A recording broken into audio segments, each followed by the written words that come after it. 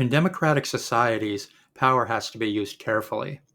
Elites can't just send in the army to get what they want. They need more subtle forms of control. Hence the need for the propaganda machine.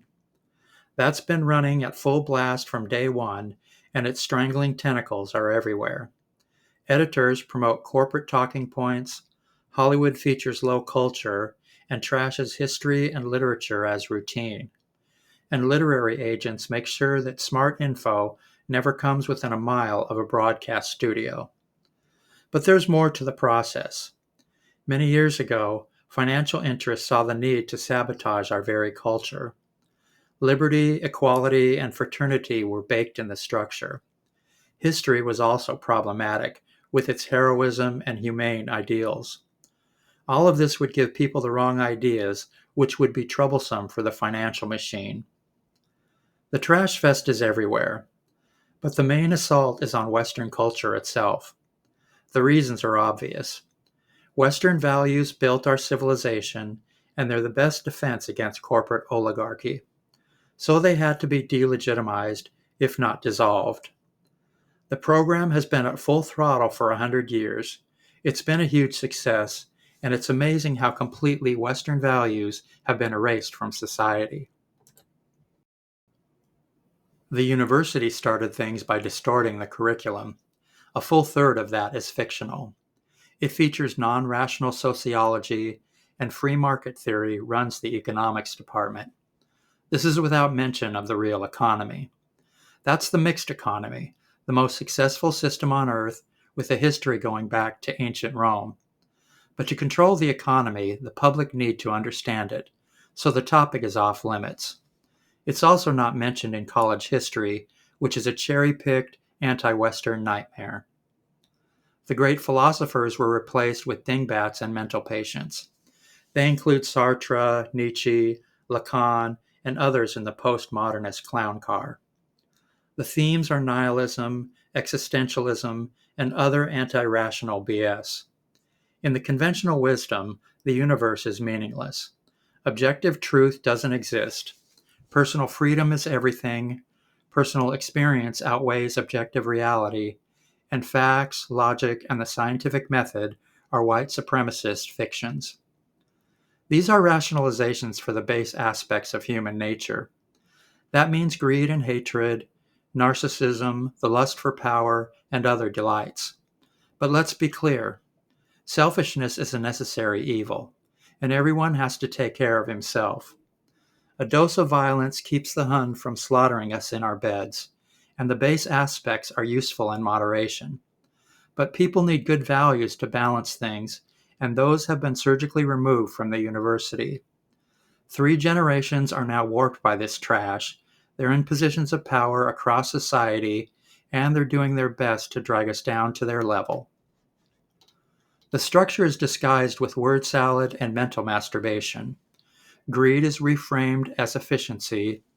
Egoism is sugar-coated as nihilism.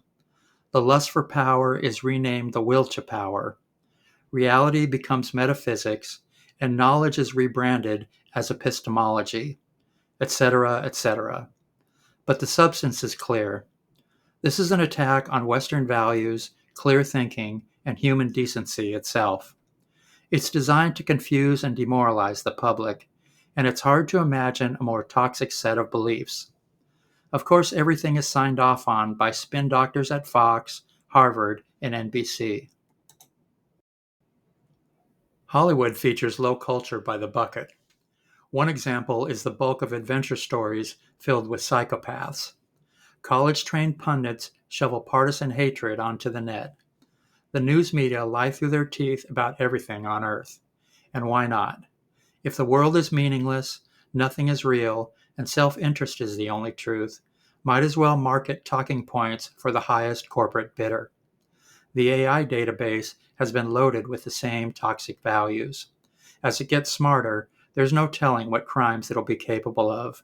But more about that in the next video. In maybe the worst maneuver of all, in the 1980s, the media replaced Christianity with fundamentalism. Christian ideals don't mesh with plutocracy, and fundamentalist greed and hatred are very useful to commercial elites. Mainstream Christians were removed from news opinion, and Christian values were yanked from stage and screen. Militant atheists had platforms the size of Texas, and fundamentalist preachers were given TV networks to broadcast their twisted ideas. The Republican Party was remade. Moderate business people were replaced with fundamentalists. This is a monster achievement in which millions, pretending to follow the principles of fairness and kindness, endorse the party of heartless profiteers. Having had their ethical system deleted, the public have been easy prey for all of this. Yet there is a way out.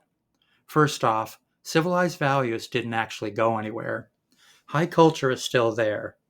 And no, that doesn't mean opera and symphony and the Mona freaking Lisa. It's in the values that built our civilization. They're found in both ancient and modern sources. Some of the best names are on screen, and though ancient writing is complicated, it's easy to summarize the main points. To recap, the great philosophers invented social conscience, stoicism, and Socratic rationality. Christianity features kindness, fairness, and practicality, and is the greatest ethical system this side of Jupiter. That almost ended slavery. It created free speech and equal justice. It wrote the Geneva Convention, built the electrical grid in southern states, and jump-started the civil rights movement. Rationalism gave us industry and sustainable tech, and Greco-Roman culture is the model for our democracy. To recap, Western values built the greatest multi-ethnic civilization on Earth. Revisiting them is one way to recapture society from the cultural saboteurs. Another option is learning about the tools of corporate propaganda. Those are covered in the Big Book of Propaganda, available on Amazon. Please stop being manipulated by them. Discover the real economic system, understand the political system, and take back control of society.